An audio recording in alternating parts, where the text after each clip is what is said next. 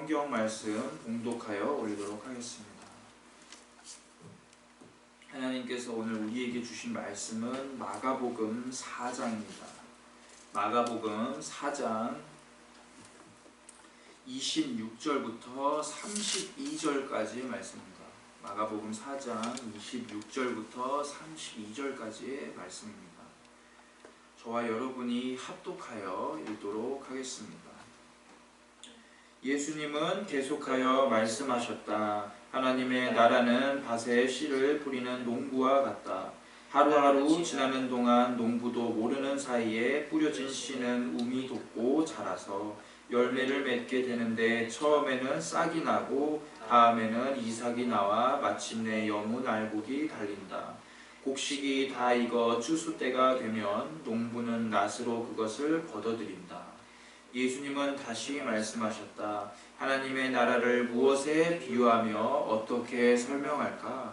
하나님의 나라는 겨자씨 한 알과 같다. 그것이 땅에 심길 때는 씨앗 중에서 가장 작은 것이지만 심긴 후에는 모든 채소보다 더 크게 자라서 큰 가지를 늘어뜨린다. 그래서 새들이 그 그늘에 깃들이게 된다. 아멘.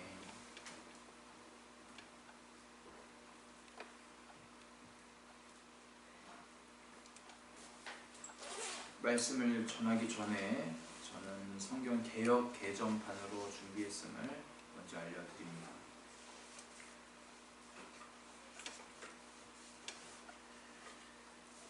하나님의 나라는 기적입니다. 기적.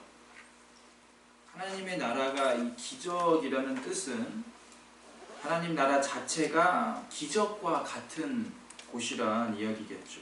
그런데 아쉽게도 우리들은 하나님 나라에 대해서도 자세히 모르고 기적에 대해서도 잘 모릅니다. 그래서 본문을 우리가 살펴보기 이전에 이 두 가지를 조금 간략하게 살펴보도록 하겠습니다. 먼저 하나님의 나라입니다. 하나님의 나라는 하나님이 통치하시는 나라죠. 사람들은 우리가 살고 있는 이 세상이 마귀의 나라라고 합니다. 마귀가 이 문화를 가지고 사람들을 잔뜩 농락하기 때문이죠. 죄의 온상과 온갖 오염이 일어나는 곳이 지금 우리가 살고 있는 세상이기 때문에 믿는 자들 중에서는 이 세상이 마귀의 세상이다라고 말하는 사람들이 참으로 많습니다. 예수님께서도 이 자신의 나라, 자신의 그 국가를 말씀하실 때에 이 땅의 나라와는 같지 않다고 하셨기 때문에 이 주장이 되게 설득력이 있어 보이죠. 그러나 중요한 것은 하나님께서 이 세계를 지으셨을 때에 진정으로 기뻐하셨다는 점이죠. 또 무엇보다 하나님의 통치는 이 어느 나라, 미국이나 북한이나 일본 같은 그런 나라들에 국한되지 않고 상관없이 모두에게, 온 나라에게, 온 차원에서 임한다라는 것이죠. 넓게 바라보면은 우리의 모든 사는 세상은 하나님 나라의 그림자로서 존재하는 것입니다. 흔히 우리들이 착각하는 것이 있습니다. 천국은 반드시 죽어서만 간다고 생각을 하죠. 그런데 예수님은 하나님 나라를 이야기하시면서 그분의 나라가 임박했다라고 말씀을 하십니다. 심지어 마태복음 12장 28절을 읽어보면 이런 말씀이 있습니다. 12장 28절입니다. 그러나 내가 하나님의 성령을 힘입어 귀신을 쫓아내는 것이면 하나님의 나라가 이미 너희에게 임하였느니라.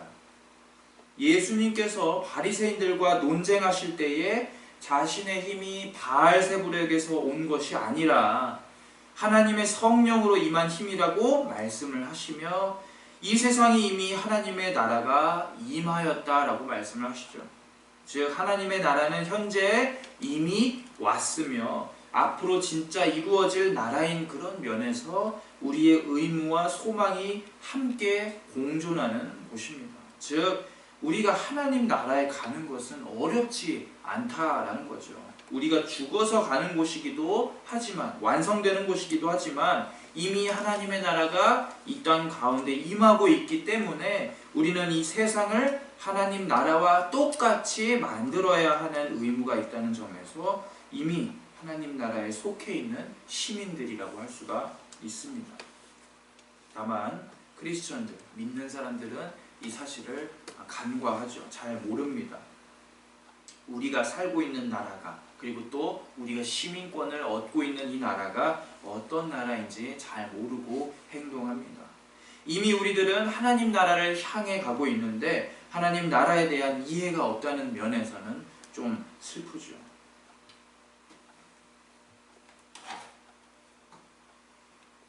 기적을 한번 살펴보도록 하겠습니다. 기적의 부분. 기적은 어떤 말일까요? 기적은 놀라운 일을 말하는 것이겠죠. 기적은 부정적이지 않고 긍정적입니다. 사람을 살리죠. 그러나 참으로 안타까운 일은 내가 지금 살고 있는 이 세상의 기적은 일어나는 것 같지 않고 오히려 재난이나 재앙이 닥쳐온다고 생각하는 우리들입니다. 여러분, 재난과 재앙은 우리의 이해의 수준에서 그 원인을 따져봄이 가능합니다. 지진이 왜 일어났을까? 환경오염의 주범은 누구인가 하는 그런 원인을 소급해 올라가서 다음에 그렇게 하지 않도록 미연에 방지를 할 수가 있죠. 재난과 재앙은 인간이 계산할 수가 있는 것입니다. 그러나 기적은 계산이 안 되죠. 기적은 그 자체로 우리가 이해하고 알만한 것들이 절대 아니랍니다. 우리의 수준을 아득히 뛰어넘습니다. 그래서 우리 삶에 기적이 일어나지 않는다라고 사람들은 결론을 짓는 것입니다. 왜요? 우리 삶에서 설명하기 어려운 일들이 일어나도 사람은 일의 그 원인과 결과를 먼저 계산하고 생각하는 훈련이 되어 있기 때문이죠. 그래서 우리 삶에 굉장히 놀라운 일들이 벌어졌음에도 불구하고 우리는 믿음의 시각으로 받아들이는 것이 아니라 지식으로 받아들입니다. 여러분 한번 떠올려 보길 원합니다. 우리가 구원을 받고 그리스도인이 되었죠. 이것은 기적입니까? 아니면 다른 일입니까? 기적이죠. 원래대로라면 우리가 하나님을 도저히 믿을 수가 없다고 합니다. 왜냐하면 우리는 죄된 존재이기 때문이죠. 창조주 하나님을 바라보거나 그분 앞에 서게 되면 죽게 되는 그런 불경건한 자들이기 때문이죠. 그런데 우리는 알 수 없는 이 기적을 경험해서 하나님에 의해서 자녀가 되었고 하나님을 찬미하는 자들이 되었습니다.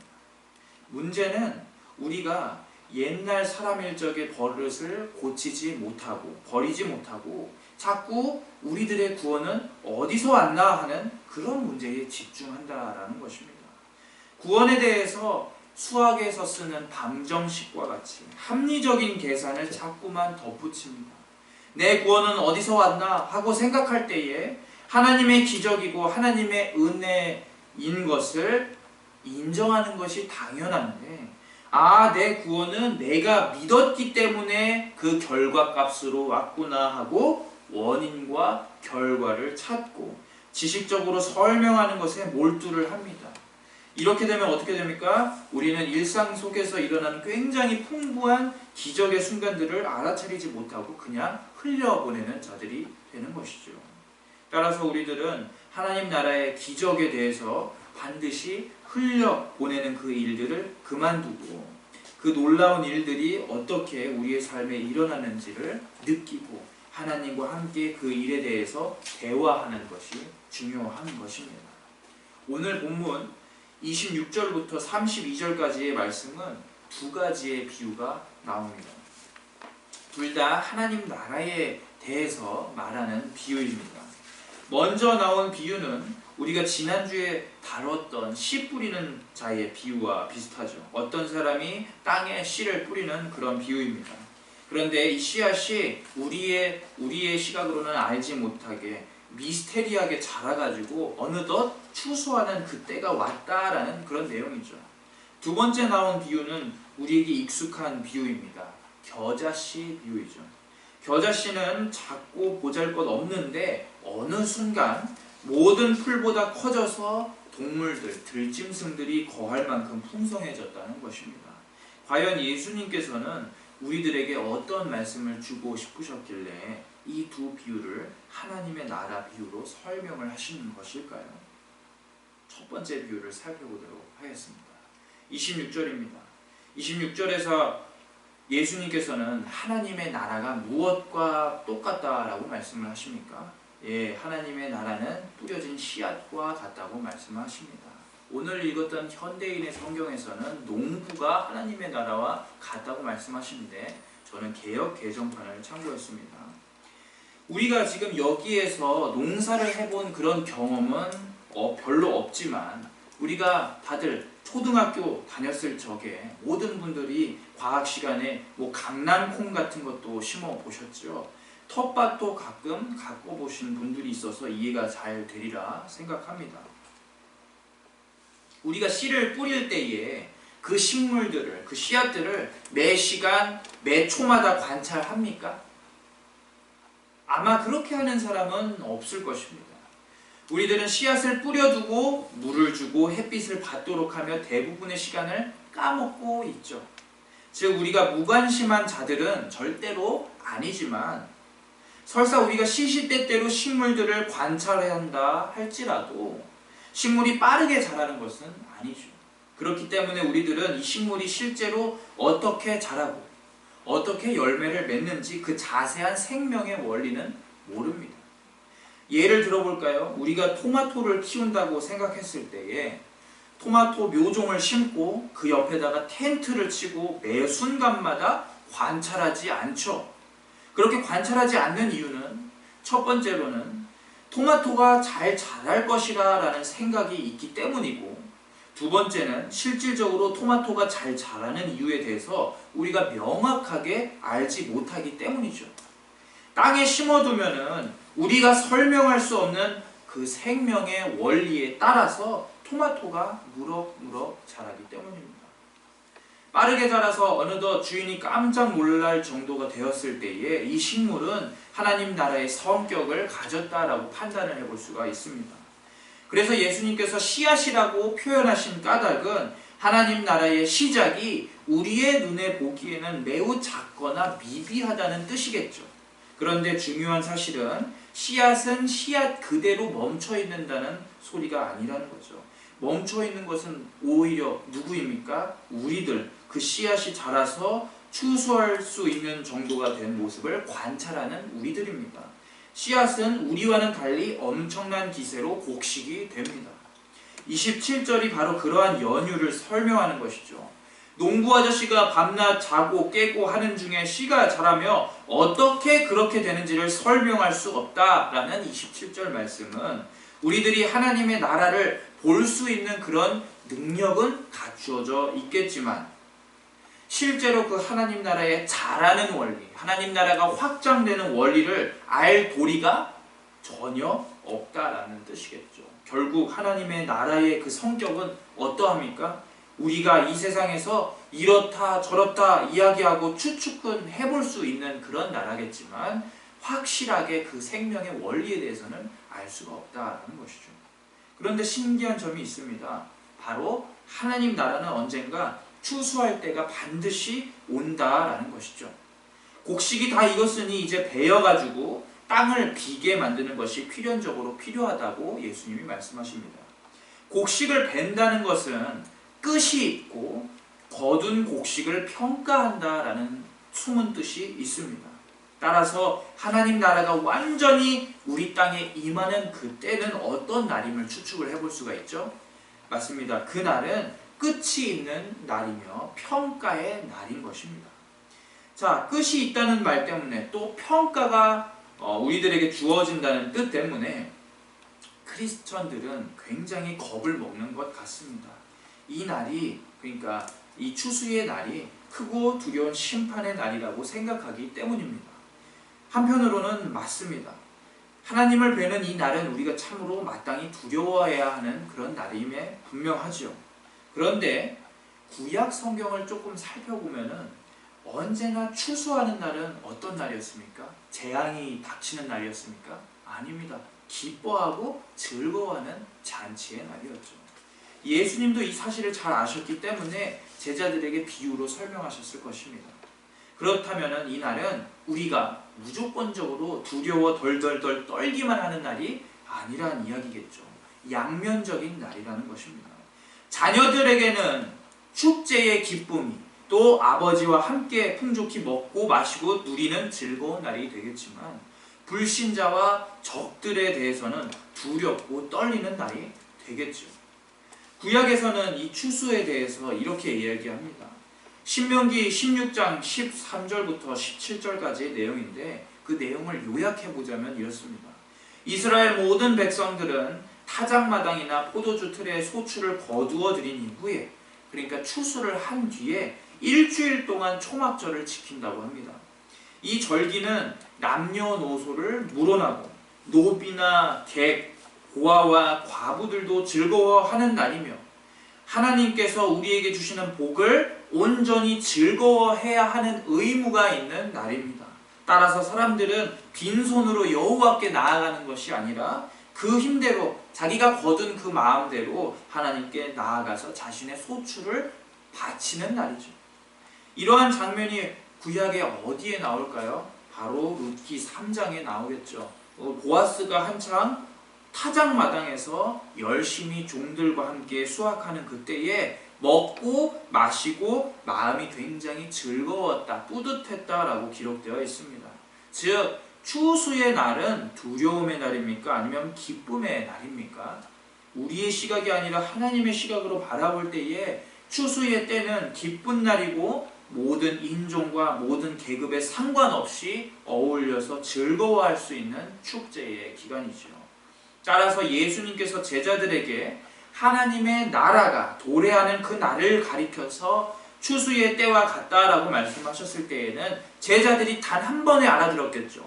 아, 여태까지 우리들은 하나님의 나라가 실제로 이 땅에 임해가지고 천사들을 대동해서 다윗의 왕조를 한 번 더 세워서 로마를 완전히 이 땅에서 몰아내는 그런 나라를 세우는 줄 알았는데, 실제로 보니까 하나님의 나라는 어떤 성격이래요? 추수하는 잔치의 판과 같구나라고 하는 것입니다. 여러분, 이러한 추수의 날은 두렵기보다는 참으로 기쁜 날입니다. 우리 크리스천들도 이러한 추수에 참여해야 하는 의무가 있겠죠. 왜냐하면 그날은 각자 사람들이 하나님 앞에 가져온 분량의 곡식으로 성의를 보여드리기 때문입니다. 자기가 거둔 것을 하나님 앞에서 펼쳐놓을 때에 어떤 마음이 되어야 될까요? 마치 우리들은 평소에 우리가 공부를 되게 열심히 잘 해가지고 학교에서 100점 맞은 시험지 여러 개를 어머니와 아버지께 자신만만하게 펼쳐드릴 수 있는 그런 모습처럼 되어야겠죠. 추수 때에 자신 있고 또 추수 때에 열매를 거두었다는 말은 이런 뜻입니다. 결코 우리들이 벼락치기를 해서 열매를 맺을 수가 없다는 뜻이겠죠. 우리들은 평소에 잘하고 작은 것에 충성되어야지만 열매를 하나님 앞에 내어놓을 수가 있다는 것입니다. 따라서 크리스천은 어떤 자들이어야 합니까? 하나님의 원리에 따르자면은 그 일상의 근본이 다른 사람들과 세상 사람들과는 구별되어야 한다라는 것이죠. 하나님의 나라를 바라보는 자들이라면은 달라야 한다는 것입니다. 열매 맺는 삶을 살아야 하죠. 세상의 많은 사람들, 그리고 심지어 크리스천들도 하루하루를 본인의 만족감을 위해서, 즐거움을 위해서 살아가는 사람들이 참으로 많다고 합니다. 지혜로운 현자라고 칭송되는 많은 사람들도 그러했죠. 그러나 그런 사람들이 하나님의 나라가 진정으로 도래했을 때에, 추수의 때가 다가왔을 때에 하나님 앞에 내어놓을 열매가 과연 있을까요?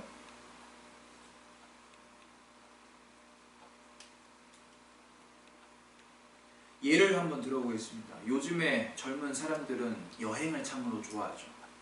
몇 개국 여행하고 사진 찍고 돌아다니는 것이 하나의 스펙이 됐습니다. 그런 세계 여행.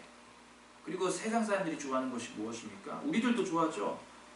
돈, 통장 잔고 막 100억, 부동산, 우리가 쓰는 수많은 저서, 그리고 공부하는 사람들에겐 최고의 명예를 가져다주는 노벨상. 이런 것들은 우리 삶에 있어서는 참으로 중요한 것들입니다.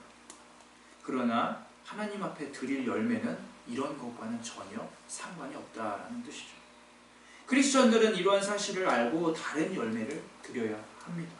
바로 세상 사람들을 위한 이타적인 희생의 열매, 우리가 녹아서 짠맛을 내는 소금과 같은 그런 열매가 되어야 하고, 기름을 태워서 빛을 밝히는 그런 이름을 고백을 합니다. 이제 두 번째 비유입니다. 두 번째 비유는 30절부터 시작되죠. 예수님은 추수 때의 이야기 이후에 다시 한번 하나님 나라를 식물에 비유하십니다. 어떤 씨앗에 비유하십니까? 바로 겨자 씨입니다. 여러분들이 수많은 설교에서 들어서 아시겠지만 겨자 씨는 어떤 씨앗입니까? 눈에 겨우 보일 만한 좁쌀만큼 작은 진짜 조그마한 씨앗입니다. 시편에서 노래하는 사람이 악인이 바람에 나는 곡식의 껍질과 같다고 하였지요. 이 겨자씨도 너무나도 가벼워가지고 바람이 불면은 이리 휙 저리 휙 날아간다고 합니다. 우리가 보기엔 이 열매가 커가지고 이 씨앗이 커서 도대체 어떤 나무로 성장할지 기대가 전혀 안 되죠. 씨앗에 거는 기대가 0%입니다. 그런데 그렇게 우리가 무시했던 겨자 씨앗이 바로 하나님의 나라와 같다라고 예수님이 말씀을 하시는데요. 32절에는 어떻게 이야기하십니까? 심긴 후에는 자라서 모든 풀보다 커지며 큰 가지를 내나니 공중의 새들이 그늘에 깃들일 만큼 되느니라. 아주 작아서 볼품없던 그 겨자 씨가 자라가지고 이 세상에 있는 모든 풀보다 커지며 공중의 새들이 그늘에서 쉴 만큼 성장한다고 하십니다.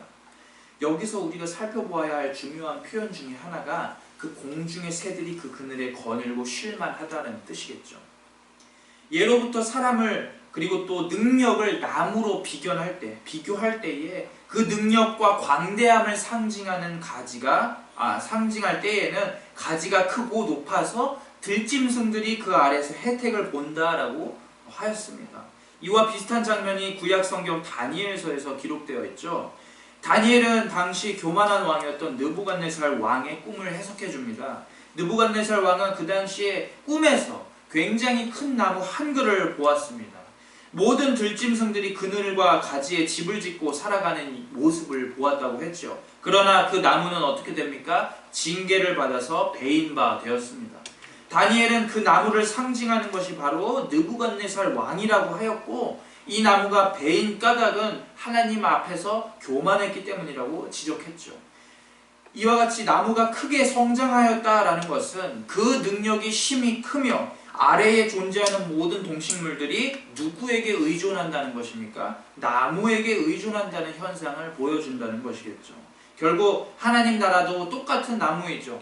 모든 동식물들이 하나님 나라에 의존하며 그 나무에서 떨어지는 열매를 양분 삼아 성장하기도 한다는 것입니다. 여러분, 우리들은 하나님의 나라를 얼마만큼 의지하고 있을까요? 스스로에게 한번 질문을 던져보도록 하겠습니다. 우리가 기댈 나무는, 우리가 기댈 그 나라는 과거에 그 느부갓네살이 보았던 나무의 수준을 한참이나 뛰어넘어서 이 세상 그 어떤 나무의 크기보다 훨씬 더 클 것입니다. 이 나무는 어떤 나무입니까? 하나님 나라의 나무이기 때문에 베어지지 않는 나무겠죠. 영원한 나무입니다. 그 나무에 의지해야만 우리는 살아갈 수가 있겠죠. 그런데 우리는 때로 세상 속에 살면서 이 하나님의 나라에 직접적으로 의지하기보다는 다른 세상의 것들에 의지하기도 합니다. 자, 예를 들면 어떤 것들이 있었을까요?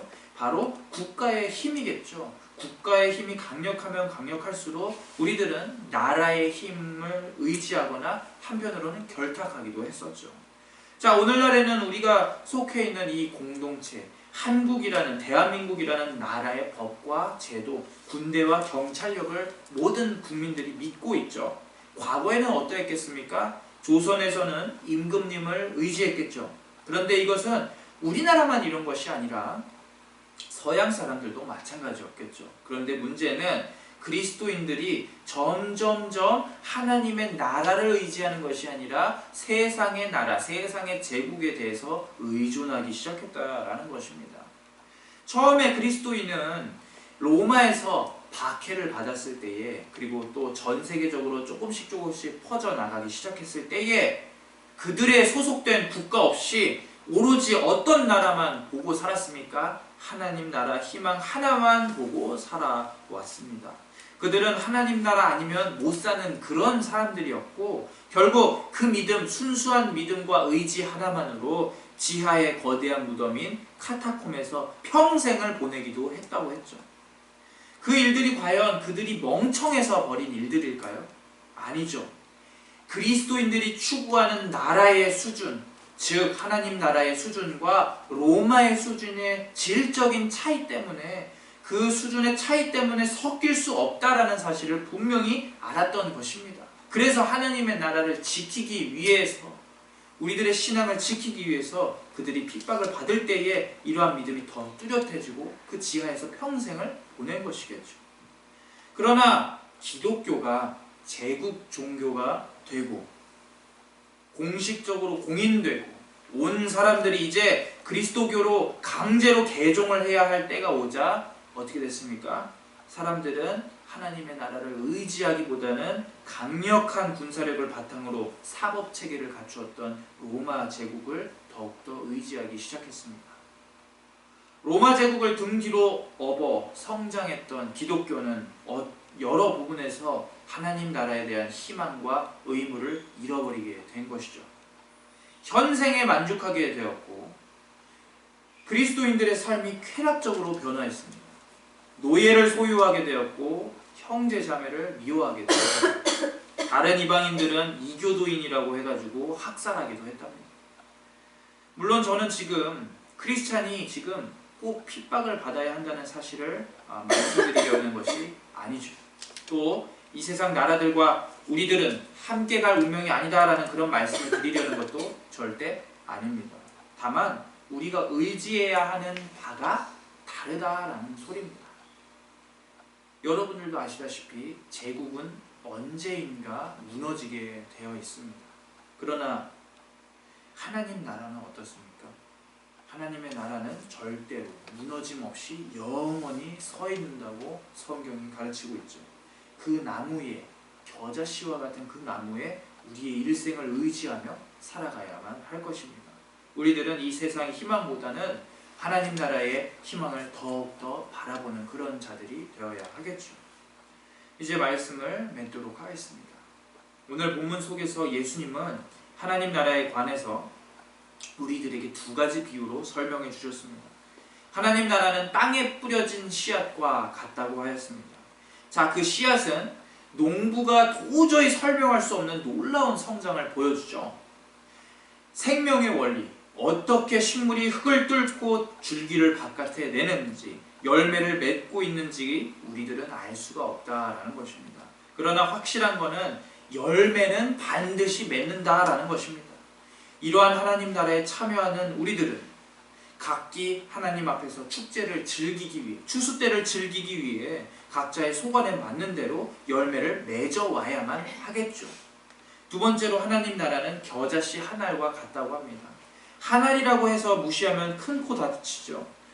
그 작은 겨자씨는 모든 들짐승들이 거닐 정도의 큰 나무가 될 것입니다. 하나님 나라도 이와 같이 확실한 방법으로 더욱더 커지는 방식으로 우리의 삶에 오고 있습니다. 여러분, 아까 기적을 설명했는데요. 기적은 알 수 없는 방법으로 놀라운 방식으로 일어난다고 말씀을 드렸죠. 기적은 우리가 그 기적을 하나하나 우리 합리성으로 계산하지 않았을 때에, 그 원리를 몰라서 깜짝 놀랄 때에 진정한 의미를 가지겠습니다. 천국도 마찬가지입니다. 우리의 철저한 이성적인 계산과 지식을 통해서 하나님 나라에 대해서 학자들이 나름대로 평생 동안 나름대로 열심히 정리하고, 하나님 나라는 딱딱 이런 곳이다 청사진을 제공하는 것을 더욱더 중요하게 생각하면 안 되겠죠. 감히 말씀드리건대 그런 방법으로 하나님의 나라를 느끼고 그 희망과 축제를 진정으로 즐길 수가 있을까요? 모쪼록 우리들은 하나님의 나라를 위해서 해야 하는 의무가 더 큼을 배웁니다. 우선 우리들은 하나님 앞에 세상 사람들과는 명확하게 다른 열매를 맺어와야 합니다. 그 열매가 무엇이었습니까? 다른 세상 사람들을 위해서 희생하는 이타적인 열매였습니다. 두 번째, 우리들은 우리가 의지해야 하는 나라가 오로지 어느 나라밖에 없음을 고백해야 합니까? 하나님의 나라밖에 없음을 인정해야 하는 것이죠. 그리고 마지막으로 우리가 즐길 이 최고의 축제, 추수의 때에서 우리 나름의 최선을 다해서 하나님과 함께 즐거워하며 축제에 참석해야 하는 의무가 있다고 성경이 가르치고 있죠. 이와 같이 우리들이 함께 힘을 모아서 기적의 공간인 그 하나님의 나라를 함께 이루어 간다면 한국교회뿐만이 아니라 지금 전 세계적으로 복음의 가뭄이 들었는데 전 세계의 그 교회의 모범이 되어서 많은 사람들에게, 믿지 않는 자들에게라고 할지라도 영원한 기쁨과 소망을 줄 수 있도록 우리가 부지런히 도울 수가 있을 것으로 사료됩니다. 여러분, 하나님 나라는 믿는 자에게, 또 구원이 허락된 자에게는 즐거운 날입니다. 또 죄사함이 있는 날이죠. 그러나 주의해야 할 점은 구원이 없는 자들에게는 기적의 소망이 한순간에 재앙으로 변하고 호련히 나타나는 재난이 될 것입니다. 우리들이 후자의 길을 걷기보다는 전자의 길, 하나님을 더 의지하고 하나님의 나라를 더 찾아가며 의지하며 언젠가 열릴 그 잔치에 즐겁게 참여할 수 있는 자녀, 그리고 그리스도인이 될 수 있게 해주시길 주님의 이름으로 권면하며 기도합니다. 이 시간 우리 함께 기도하겠습니다. 우리는 하나님 나라와 기적에 대해서 얼마만큼 이해를 하고 있을까요? 생각해보면 거의 전무하기도 합니다. 신학을 배우는 사람들조차도 하나님 나라는 과연 어떤 곳인지 평생을 공부해도 모를 때가 많다고 합니다. 그러나 공부만 한다고 해서 그 나라를 알 수 있는 것은 절대 아니겠죠. 하나님 나라는 기적 그 자체이며 우리의 그 시각으로 바라볼 때에, 믿음의 시각으로 바라볼 때에 비로소 바르게 바라볼 수 있음을 고백을 합니다. 우리들이 이러한 믿음의 시각을 가지게 해달라고 하나님께 기도드리도록 하겠습니다.